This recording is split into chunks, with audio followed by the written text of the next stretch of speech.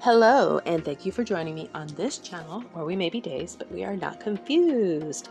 Habari, gani. Ujamaa. Ujamaa means cooperative economics. So this is the fourth of the 7 principles of Kwanzaa. So cooperative economics speaks to the idea of building up a sharing of wealth within a social group, within a culture, within a family, and so on. So this is important because if you do not control your own economic structures and you're constantly a consumer into systems that are not necessarily serving you, but they are basically feeding off of you, then it's easy to see how that is going to be something that just leaves you empty. You're going to constantly pour into something that's not giving back to you. And what you are receiving in the form of consumer goods and so on is not actually staying in your community to help the community as a whole. So for example, this really applies to any group. It's not just specific to one race. So if you are a community and let's say that there are stores that are in your neighborhood and you have people there that live there, they need jobs, they need to have funds in order to just live their daily lives. If a store comes into your community and they are the source of where everybody buys their groceries, everybody buys all their things, and all the profit that comes from those items that are being purchased goes outside of the community, then all of the people that are in the community are just consumers. They're just giving to this thing that is serving as a parasitic entity that's pulling resources or currency or energy out of something but not replacing it. So if this was a store that was owned by a family in the community, and let's say this store gives jobs to people that live in the community, the owners make money, and because they make money, they spend money. The idea is in the community as well, then you're circulating this energy and resource, and it becomes like this loop that feeds all the people that are around it. Now, more and more in our society, that's not how it's done. Most of the stores and things that we go to belong to major corporations. They are not connected in any way, shape, form, or fashion to the average, person that's shopping there. And we've just come to accept that and recognize it.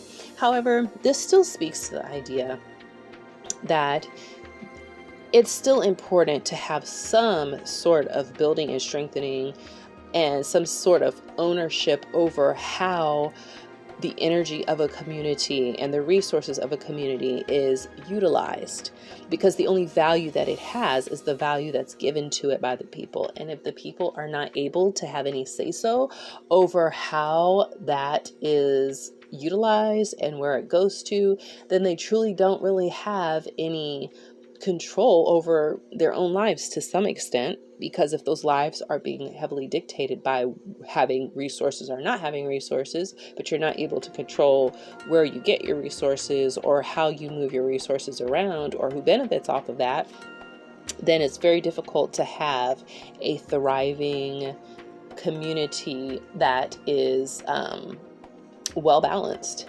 and able to have sustainability as well. Because as soon as that resource dries up or it disappears, then what happens to that community? In nature, what happens when animals are, surviving off of a local resource that's provided by nature, they're thriving there, they're doing well. If something happens, like there's a drought or it dries up, they have to leave. They have to go somewhere else because they can't stay there and still survive because there's nothing there to survive off of.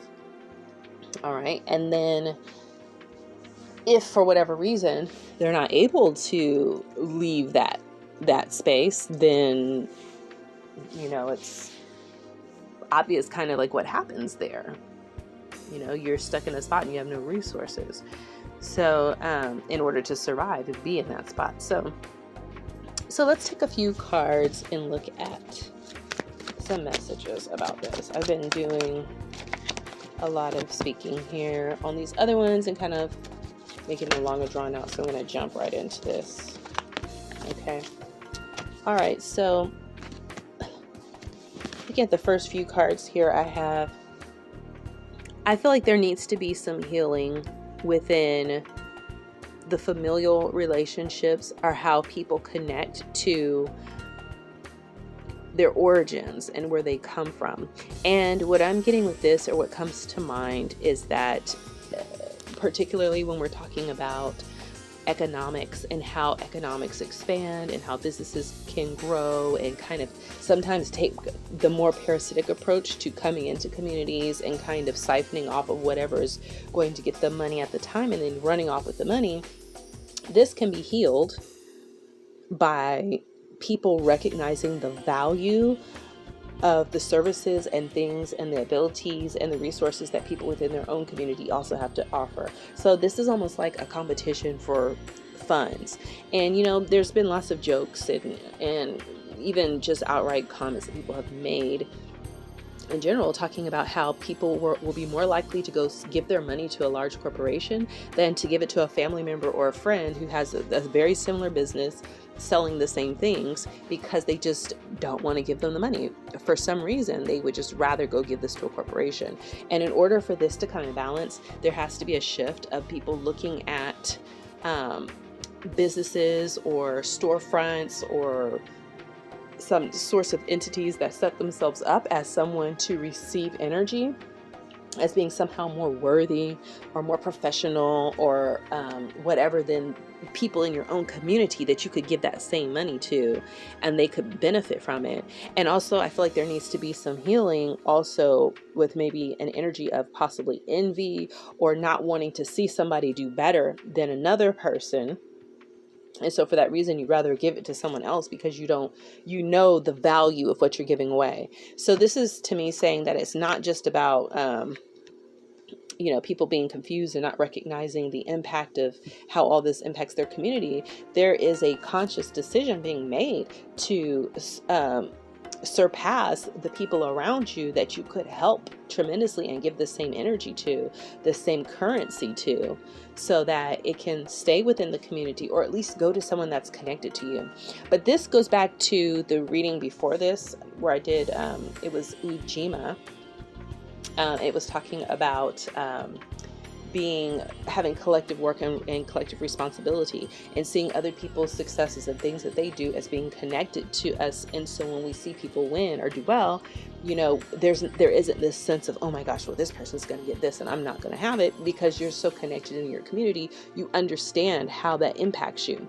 And when there isn't that understanding, then it's easier to try to block somebody from doing well if they start a business and, maybe they make cupcakes on the side and they do a really good job. They post their pictures and they're so great, but you don't want to shop there. You'd rather just go to the grocery store and get your cupcakes because psychologically it feels better to give your money to someone that you don't know, because you know that this person could benefit from it. So there should be a healing of not wanting to see people do well with the energy, knowing that they can do something with it and feeling as if it's somehow a slight to you, that we'd rather give it to a non-human entity or storefront or something that's presenting itself that's just going to take and take and take but never give anything back to the community. So I hope that makes some sense. I mean, that makes sense to me there, but you could really get in on that. But so yeah, abundance mindset is at the root of that as well. All right, this sense of recognizing that you have to see your abundance as being something that's there for you. If you feel like you're a person that's constantly working to get to a certain place, and then you're always having maybe not enough, or you're caught up in a cycle, and then you see somebody else do something and you're like, wow, this person is going to just open up this store, they're just going to do whatever, and now I'm supposed to give them money and I'm still trying to make my stuff work for me. Well, I feel like that's the trick, is that a lot of times we get caught up in the illusion that if we work hard now and we do this and this and this, that this will come in later. And so when somebody does something in the here and now, in the present, that's, that makes sense, that it can get them a almost instant results, like selling cookies or cupcakes or whatever it is that they do, it can cause us to kind of be repulsed a bit and to pull back and be like, oh, wait a minute, that's not how it's supposed to go. Well, I'm having to do all this, this, and this. Why should I give you $12 for some cupcakes that are, quite frankly, probably better than this bakery that I'm going to go to, when I could just go to the bakery and give it to them because they've got the big store and they've got this and they got that, but the quality's not better.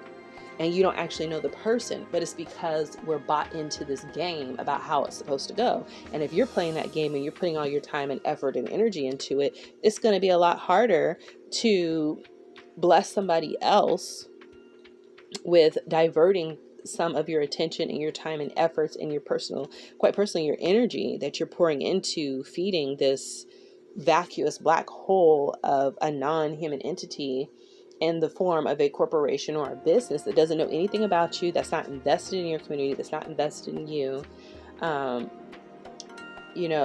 as opposed to giving it to someone that you could see a direct impact, and who knows, it could be that it's just too difficult to recognize and see how much of an impact that makes. So we see how much of our energy goes into things that don't serve us. And so, yeah, this is what we've been doing. This next card, it says the why, and it's talking about, understanding why we do something or why we don't.